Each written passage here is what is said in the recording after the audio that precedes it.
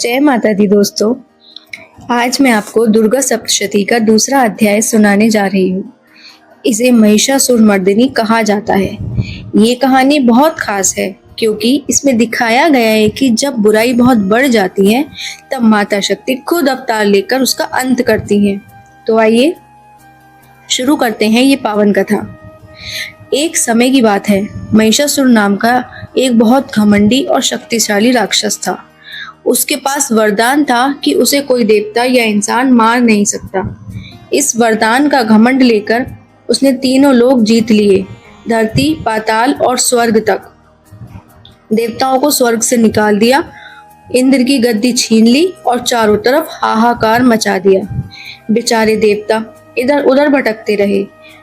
आखिरकार सब मिलकर भगवान विष्णु और भगवान शिव के पास पहुंचे। देवताओं ने हाथ जोड़कर कहा, प्रभु, महिषासुर ने तो हमें पूरी तरह हरा दिया है, हमारी मदद कीजिए।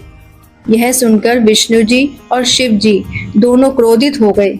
उनका तेज इतना भयंकर था कि उससे एक अद्भुत प्रकाश उत्पन्न हुआ और धीरे धीरे उस प्रकाश से एक दिव्य स्वरूप प्रकट हुआ, जो था हमारी प्यारी माँ दुर्गा का। माँ दुर्गा का रूप इतना तेजस्वी और अद्भुत था कि देखकर देवता भी दंग रह गए। उनका हर अंग देवताओं के तेज से बना था। सब देवताओं ने अपनी अपनी निशानियां और हथियार उन्हें भेंट किए।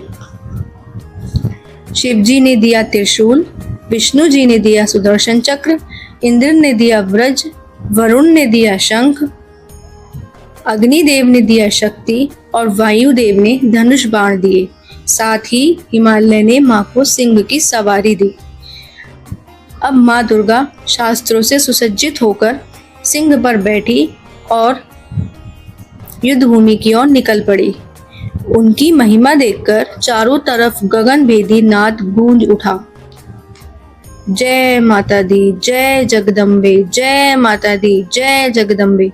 जब महिषासुर को पता चला कि एक देवी उससे युद्ध करने आ रही हैं, तो पहले तो उसने मजाक उड़ाया। उसने अपने दूत भेजकर कहा, जाओ और उस स्त्री को कहो कि घर लौट जाए। हमारे राजा महिषासुर के सामने उसका कोई वजूद नहीं है। दूतों ने जाकर माँ दुर्गा से घमंडी लहजे में यही बात कही। माँ मुस्कुराई और शांत स्वर में बोली, मैं अधर्म और अन्याय को खत्म करने आई हूँ। अब महिषासुर का अंत निश्चय है। ये सुनकर दूत चुप रह गए और महिषासुर तक संदेश पहुंचा दिया। अब युद्ध तय हो चुका था, तो फिर क्या ही था। दोनों सेनाएं आमने सामने आईं। असुरों ने पूरे जोश से हमला किया, लेकिन माँ दुर्गा ने अपने अस्त्र शस्त्र से उनका संहार कर दिया। देवताओं ने ऊपर से जयकारे लगाए और पूरा वातावरण माँ की शक्ति से गूंज उठा। युद्ध इतना भयंकर था कि धरती, आकाश और पाताल सब हिल उठे।